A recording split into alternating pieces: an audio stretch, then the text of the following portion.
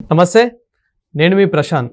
గుడివాడ రాజకీయాలతో సంబంధం ఏంటి అంటూ ఇప్పుడు తులసి బాబునైతే ప్రశ్నిస్తున్నారు పోలీసులు. అసలు ఇంతకీ ఏం జరుగుతుంది అక్కడ అనేది దీని గురించి అయితే మాట్లాడేందుకు ప్రస్తుతం మనతో పాటు సీనియర్ జర్నలిస్ట్ దుర్గా కుమార్ గారు ఉన్నారు. నమస్తే అండి. నమస్తే ప్రశాంత్, వీక్షకులు కూడా. సార్, ఏంటి సార్ ఇప్పుడు తులసి బాబుని చాలా ఎస్పీ గారు కానివ్వండి, అక్కడ ఉన్న పోలీసులు కానివ్వండి, ఇప్పుడైతే చాలా ప్రశ్నిస్తున్నారు. అసలు ఇంతకీ ఏం జరుగుతుంది అక్కడ? అసలు యాక్చువల్గా రఘురామకృష్ణరాజు గారి మీద తన సొంత ప్రభుత్వం, సొంత పోలీసులు, సిఐడికి సంబంధించిన వాళ్ళు అరెస్ట్ చేసి తీసుకెళ్ళటం, పోలీస్ కస్టడీలో టార్చర్ పెట్టడం అనేది అప్పట్లో ఒక దేశవ్యాప్తంగానే సంచలనంగా మారింది ఆ కేసు. అయినా కూడా ఆ కేసు గురించి ఆయన లోక్సభ పార్లమెంట్లో ప్రస్తావించాడు, స్పీకర్ గారి దృష్టికి తీసుకెళ్లాడు, సుప్రీంకోర్టు దృష్టికి తీసుకెళ్లాడు. ఎన్ని రాజ్యాంగ వ్యవస్థలు ఉంటే అన్ని రాజ్యాంగ వ్యవస్థల దృష్టికి తీసుకెళ్ళినా కూడా ఎవరు కూడా దాన్ని అంత పెద్దగా పట్టించుకోలేదు, దాని మీద చర్యలు తీసుకోలేదు. కాకపోతే ఏంటంటే ఆయన్ని ఆ రోజు గుంటూరు జనరల్ హాస్పిటల్ నుంచి అక్కడ ట్రీట్మెంట్ ఆయనకి సరిగా జరగటం లేదు, అక్కడ ఆయనకి ప్రాణహాని ఉంది అని మిలిటరీ హాస్పిటల్కి సికింద్రాబాద్కి మార్చారు. ఆ తర్వాత సికింద్రాబాద్ హాస్పిటల్ నుంచి డిశ్చార్జ్ అయ్యి మళ్ళీ ఆయన్ని తీసుకెళ్ళటానికి ఆంధ్రప్రదేశ్ పోలీసులు అప్పుడు ప్రయత్నిస్తే ఆయన తప్పుకుని బేగంపేట ఎయిర్పోర్ట్ ద్వారా ఒక ప్రత్యేకమైన ఎయిర్ క్రాఫ్ట్లో ఢిల్లీ వెళ్ళిపోయాడు. ఇక ఆ తర్వాత నుంచి అసలు ఆయన నియోజకవర్గానికి కూడా వెళ్ళలేకపోయాడు. ఎందుకంటే నియోజకవర్గం వస్తే చంపేస్తామని బెదిరించారు. ఇప్పుడు ఆయన్ని ఇక్కడి నుంచి పట్టుకెళ్ళి ఆయన్ని చిత్రవదలు పెట్టినప్పుడు, 3rd డిగ్రీ టార్చర్ పెట్టినప్పుడు యాక్చువల్గా వాళ్ళంతా పోలీస్ సిబ్బంది అని అనుకున్నారు. ఇప్పుడు లేటెస్ట్గా తెలిసింది ఏంటంటే ఇందులో ఒక ప్రైవేటు వ్యక్తి కూడా ఉన్నాడు అని.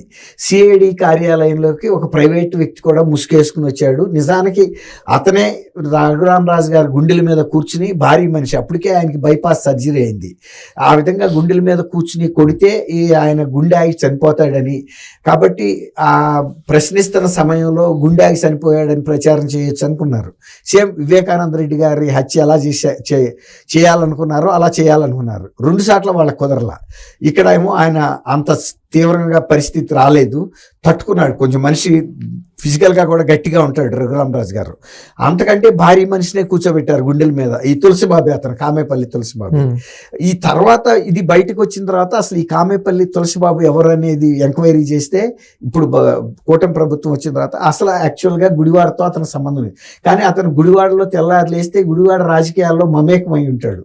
అతనికి ఒక రకంగా గుడివాడ నానికి పర్సనల్ అసిస్టెంట్, పర్సనల్ సెక్రటరీ లాంటి వ్యక్తి. అసలు అతనికి మరి గుడివాడలో అతనికి ఓటు లేదు, అతను పుట్టలేదు, పెరగలేదు. అతను ఏంటంటే ఎవరు అధికారంలో ఉంటే వాళ్ళకి అంగుదారుగా ఉండి, వాళ్ళకి ఏమైనా పైరువీలు చేసి పెడుతూ, వాళ్ళకి ఏమైనా కార్యక్రమాలు చేసి పెడుతూ, వాళ్ళ మన్నను పొందుతూ అక్కడ తను కూడా స్వామి కార్యం స్వకార్యం చేసుకుంటాడు. పైరువీలు, భూ ఆక్రమణ దందాలు, లేకపోతే సెటిల్మెంట్లు, ఇలాంటివన్నీ చేసుకుంటున్నాడు. ఇప్పుడు ఇతని మీద ప్రకాశం జిల్లా పోలీసులు కేసు బుక్ చేశారు. ఎందుకంటే బాపట్లలో ఉంటాడు కాబట్టి కేసు బుక్ చేసిన తర్వాత అరెస్ట్ చేసి ఇప్పుడు బాపట్ల తాలూకా పోలీసుల దగ్గర నుంచి నిన్న ఎస్పీ గారి దగ్గరికి తీసుకెళ్తే ఏఆర్ దామోదర్ ప్రశ్నించాడు డైరెక్ట్గా. అసలు నువ్వు బాపట్ల వాసివి కదా, నువ్వు ఎందుకు గుడివాడలో ఉంటున్నావు, అక్కడ రాజకీయాలతో నీకు సంబంధాలు ఏంటి, ఏ పార్టీ అధికారులు ఉంటే ఆ ప్రజాప్రతినిధులతో అంటకాగుతావు, వాళ్ళతో పనులు చేయించుకుని డబ్బు సంపాదించుకోవడానికి దందాలు చేస్తున్నావు, నువ్వు ఏ ప్రభుత్వ కార్యాలయంలో చూసినా నువ్వే కనపడేవాడు అంట, ప్రభుత్వ కార్యాలయాలతో నీకేం పని ఉంది, తర్వాత స్థిరాస్తి దందాలు అంటే రియల్ ఎస్టేట్ కూడా చేసావు, దీనికి నీకు ఎవరు సహకరించారు, పెట్టుబడి ఎవరిచ్చారు, మద్దతు ఎవరిచ్చారు, ఇవన్నీ కూడా మధ్యవర్తిత్వ సెటిల్మెంట్లు చేసావు కదా, దానికి ఎవరు సహకరించారు. తర్వాత ఇతనికి దుబాయ్లో కూడా వ్యాపారాలు ఉన్నాయని తెలుస్తుంది. దుబాయ్లో ఉంటే నువ్వు మరి గుడివాడలోను బాపట్లలోనూ ఉండి దుబాయ్లో వ్యాపారాలు ఎవరు చూస్తారో, అసలు అక్కడ ఏం వ్యాపారం చేస్తున్నావు అంటూ ఇవన్నీ కూడా చాలా తీవ్రమైనగా ఆయన ప్రశ్నించాడని తెలుస్తుంది. ఇవన్నీ ఆధారాలతో చూపించి ప్రశ్నించడం వలన ఒక రకంగా లాయర్ సమక్షంలోనే జరిగినాయి. కానీ తులసిబాబు కూడా తడబడ్డాడని చెప్తున్నారు. ఎందుకంటే వేగ్గా అడగటం కాదు, విత్ ప్రూఫ్స్తో. ఇది జరిగింది ఎప్పుడు 2021 మే 14న రఘురామరాజు గారిని తీసుకెళ్ళటం, కొట్టడం అన్నీ ఆ రోజే జరిగినాయి. ఆ రోజు తర్వాత ఇతన్ని అరెస్ట్ చేసిన తర్వాత కూడా మళ్ళీ ఐబీపీ ఉందని చెప్పి మొన్న గుంటూరు హాస్పిటల్లో ఉంచారు. ఒకరోజు ఉంచిన తర్వాత నిన్న మంగళవారం రోజున తీసుకెళ్లారనమాట. అయితే అసలు యాక్చువల్గా ఈ ప్రైవేటు వ్యక్తి ఉన్న అంశం 2021 నుంచి ఇవాళ ఈ ప్రభుత్వం వచ్చేరాక కూడా బయటికి తెలియలే. అది ఎట్లా తెలిసిందంటే పోలీస్ సిఐడి ఆఫీస్ కార్యాలయంలోనే వాళ్ళే లీక్ చేశారు. మీరు మొదటి నుంచి చెబుతున్నాడు బయట నుంచి వచ్చారు, ముసుగులు వేసుకొచ్చారు అనే రఘురామరాజు గారు. కాకపోతే ముసుగులు వేసుకొచ్చిన వాళ్ళు కూడా పోలీసులే అనుకున్నారు తప్ప బయట వ్యక్తి అని తెలియదు.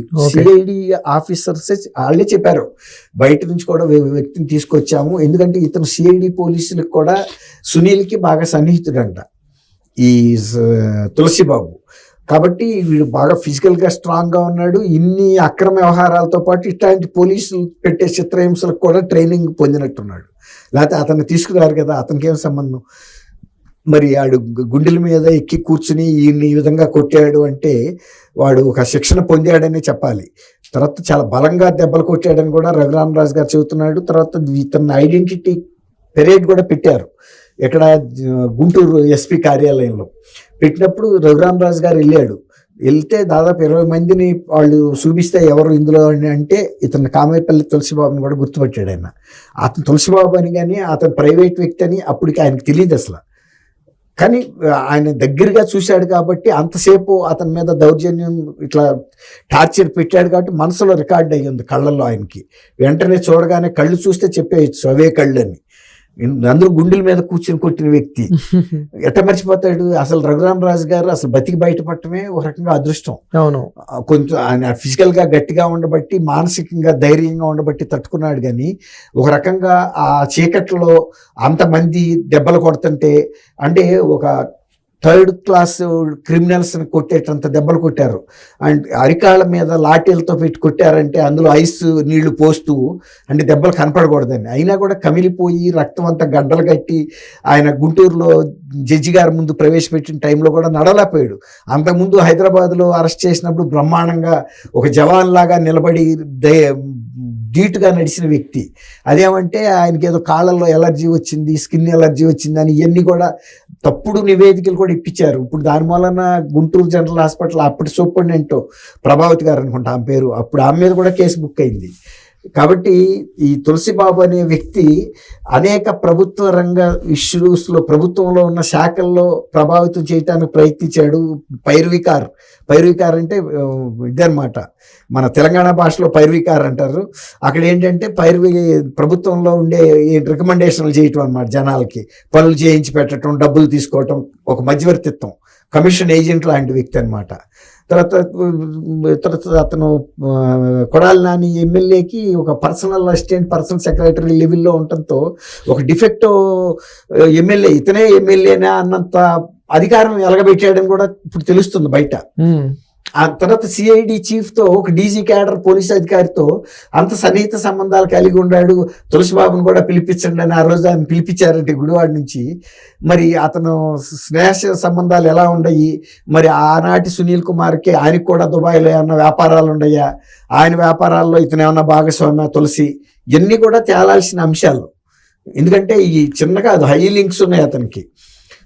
తర్వాత ఒక ప్రైవేట్ వ్యక్తి అయి ఉండి గవర్నమెంట్లో సెటిల్మెంట్లు చేయటం కానీ, గవర్నమెంట్ ఆఫీసులో పనులు చేయించి పెట్టడం కానీ, ఒక ఎమ్మెల్యేకి కుడిభుజంగాను ఒక ఎమ్మెల్యేగా కానీ ప్రవర్తించాడు అంటే, మరి ఆ తర్వాత రఘురామరాజు గారు అనే వ్యక్తి వైఎస్ఆర్సీపీలో అప్పుడు పెద్ద లీడర్ కదా ఆయన, ఇవాళ ఒక డిప్యూటీ స్పీకర్గా ఉన్నాడు ఈ ప్రభుత్వంలో కూడా.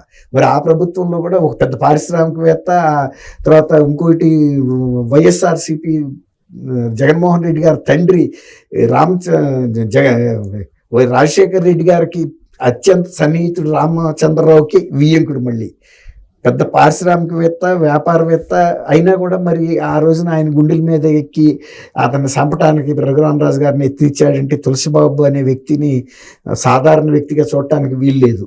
అతని మీద చాలా కఠినమైన చర్యలు పోలీసులు తీసుకుని చూపించాల్సిన అవసరం అయితే ఉంది. ఎందుకంటే ఒక ప్రైవేటు వ్యక్తిగా వచ్చి సిఐడి కార్యాలయంలో ఆ దౌర్జన్యంలో పాల్గొన్నాడంటే అతనికి ఉన్న లింక్స్ ఏంటి అనేది కూడా బయటికి తీయాల్సిన అవసరం అయితే ఉంది. ప్రశాంత్ గారు, thank you sir. Thank you Prashant గారు, మన వీక్షకులకు.